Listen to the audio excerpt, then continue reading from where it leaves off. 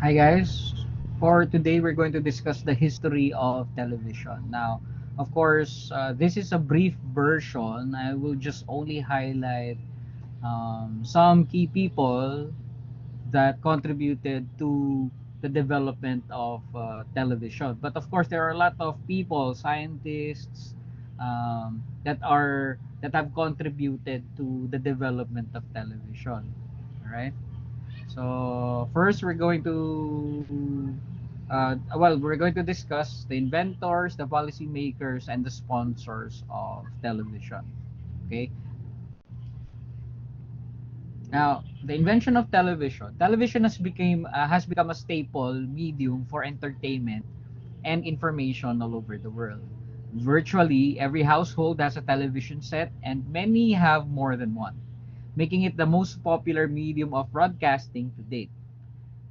It is interesting that no person can be credited by inventing the television. Over the course of a few years, many inventors added their contributions to make the television possible and improve the performance of television.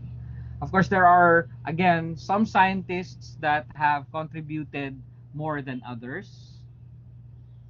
Okay.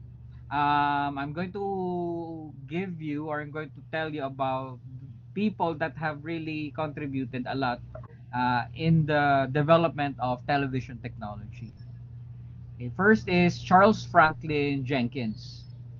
Okay, Jenkins in May of 1920, Jenkins introduced prismatic rings that would replace the shutter of a television projector. So this can be found in the early television museum. So he developed the prismatic rings. Next is Alan Dumont in the 1920s. Dumont developed a cheaper version of the cathode ray tube, which would last for thousands of hours, much longer than the German mention of CRT, okay, or the cathode ray tube, okay, which would only last for 25 to 30 hours. So Dumont actually gave the television longevity. Then you have Vladimir Zorkin in December 1923. Zorkin applied for a patent for the iconoscope, which would scan pictures to produce images. So he later developed a new tube called the kinescope, which is the basic of modern day television. The first entirely electronic television system was formed using the two inventions. Then you have John Logie Baird. In 1924, Baird was able to transmit simple face shapes using mechanical television. So actually, television is a competition between two technologies. So you have the electronic television and you have mechanical television. So both can receive information to using broadcast frequency. So it's just a matter of identifying the system or decoding the system or decoding the signals that they have received during broadcast. So that's the difference, mechanical and electronic. Then you have Dr. E.W. Alexanderson. On June 5, 1924, Alexanderson was able to transmit a facsimile message across the Atlantic Ocean for the first time. In 1927, Alexander used the high-frequency neon lamps and the perforated scanning disc to demonstrate the first home reception of television. Okay, and then you have Mr. Ulysses Armand Sanabria. In January of 1926, Sanabria was the first person to use interlaced scanning to transmit a television picture. Using a triple interlace method, Sanabria was able to reduce the flicker in television. So, television actually progressed, or actually is divided into two. The one receiving the signal that has a tube on it, and of course, the one broadcasting the signal. So you have the receiver and the broadcaster. So um, the two endpoints of this technology has a lot of competition. Okay? So, and a lot of scientists actually contributed to the development of uh, the television technology. Okay? And then there was this guy. So, I think for the most, or for most of history books, he can be considered as the father, or he can be considered as the one with the most contribution in television technology. So he was an American inventor who developed the first all-electronic television system. So Farnsworth was a technical prodigy from an early age. He received the world's first all-electronic television, or he conceived the first world all-electronic television at the age of 15. Okay, so Farnsworth was a specialist in cathode ray tubes and their use in television. So Farnsworth first application for a patent was for an electronic television system, which included a dissector tube used to scan images, okay, so that it can be transmitted. So he was the first one to conceptualize the theory that will eventually become the groundwork or the backbone of television technology. But his is actually a very sad story because by the time that he died, he had earned over $300 only uh, in the US, and foreign patents for the electronic and mechanical devices. So he died in 1971, addicted to alcohol, very depressed, and all but forgotten because um, in a way, he was in competition with bigger businesses. So Philo Farnsworth chose to become a maverick. He chose to work for his own self.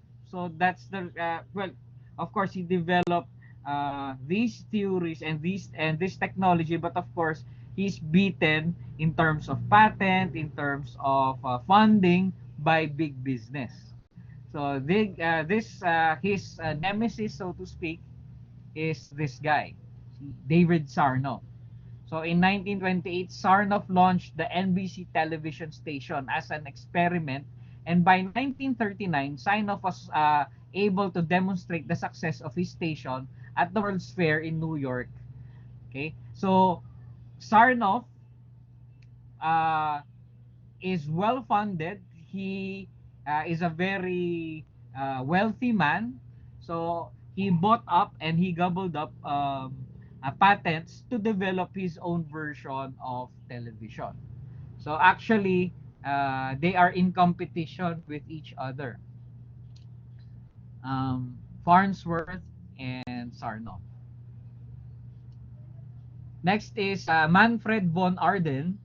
Von Arden began experiments using CRT, or cathode ray tube receivers, in 1930. With mechanical scanners, he produced good quality image using CRTs. In April of 1931, von Arden invented the flying spot film scanner. It produced a 60-line picture using a horizontal scan rate of 1500 hertz and a vertical scan rate of 25 hertz. And 18,000 volt power supply was used on the CRT, or the cathode ray tube. So basically what he did was he optimized the broadcast capabilities, and he optimized the image quality of television. And lastly, you have Rene Barthélemy. Barthélemy developed a mirror drum 30-line mechanical camera, which was used in the first demonstration of television to the public on April 14, 1931.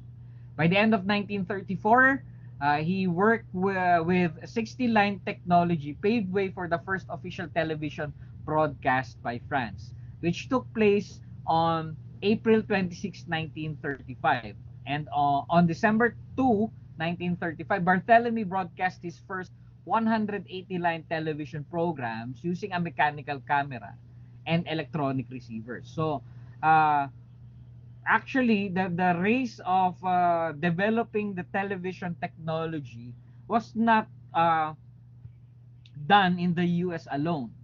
So it was also done in Europe. So it's like an arms race where a race where who can develop a more uh, uh, a cheaper, faster, clearer image in television.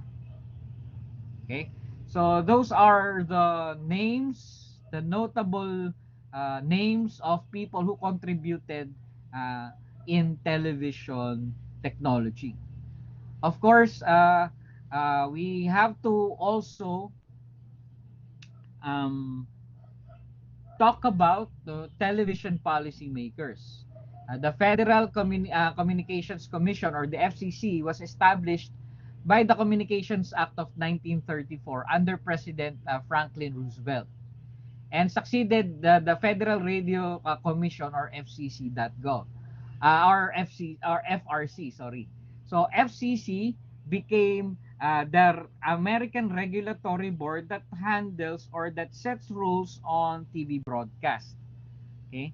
So the purpose of the FCC was to make available so far as possible to all the people of the United States without discrimination on the basis of race, color, religion, national origin, or sex, rapid efficient nationwide and worldwide wire and radio communication services with adequate facilities at reasonable charges. So they are the ones responsible so that big business cannot monopolize the programming, cannot monopolize television and radio technology.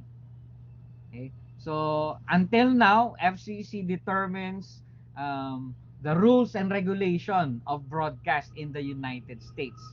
So in the Philippines, of course, we have several agencies that can actually be counterparts with the FCC. Okay, we'll discuss that further during the next lectures.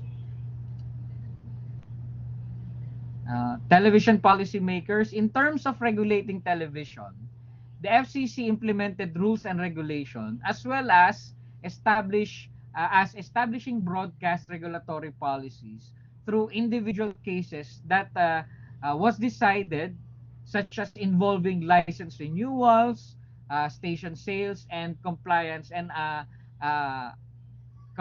about violations of FCC rules. Okay, so the FCC is the government regulatory body of broadcasting in the US.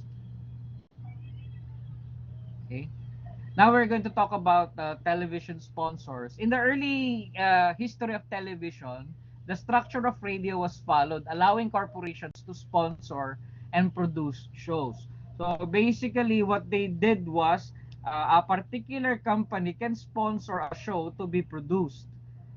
Say for example, Gillette has produced sports shows, and let's say uh, what do you call this, Post, or a company that handles or that produces serials, produces children's shows.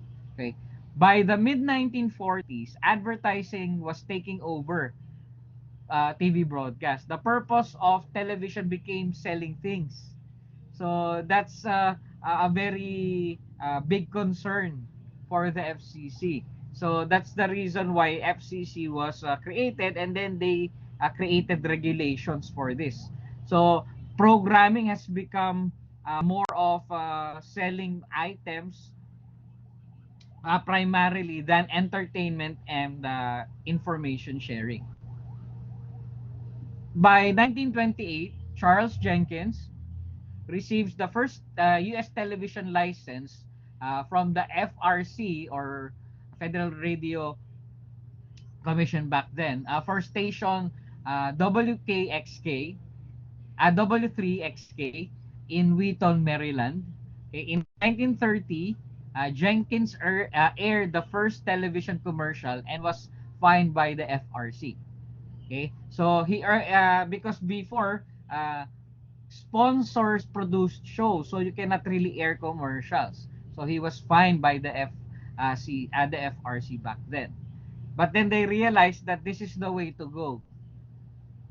In the beginning of the 1950s, corporations would produce and sponsor television programming, which would include a 1 minute ad. So then the advertisement, the companies that sponsor this television show can only be allowed a 1 minute ad per show before. Okay? With programming becoming expensive, advertisers realized that 30-second ads were also effective, and the show would be sponsored by multiple products na. So then somehow it evolved advertising became detached in producing the shows, but more on creating their own 30-second or 1 minute advertisements. Eventually, TV networks became fed up with sponsors controlling the shows. So they removed the sponsors altogether and produced the shows themselves.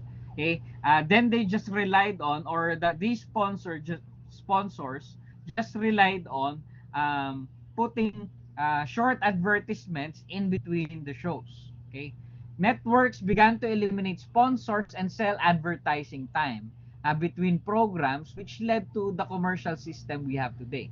So from sponsors producing their own shows, they were kicked out. So networks uh, began producing their own shows and just selling 30-second or 1 minute ad spaces in their shows for advertising. So that particular system or commercial system is how we do our advertising business now. Okay? So before, again, the show was a show a company can sponsor a show, okay? And then eventually those sponsors were removed and they were just sold uh airspace for them to advertise, okay? So, in a nutshell, that describes the history of television. Of course, again, there are a lot of still added details, and there are still significant things that happened during the development of TV technology, um, and how uh,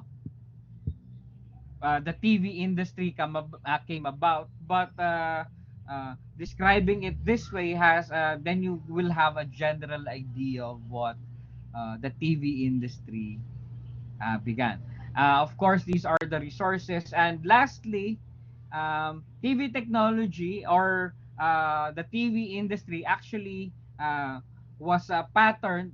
The TV industry all over the world was patterned in the United States. Okay. Now, if you have any questions, you can ask them in our synchronous sessions. All right. So this ends my lecture on the history of television. Thank you very much, and I will see you in my next video recording.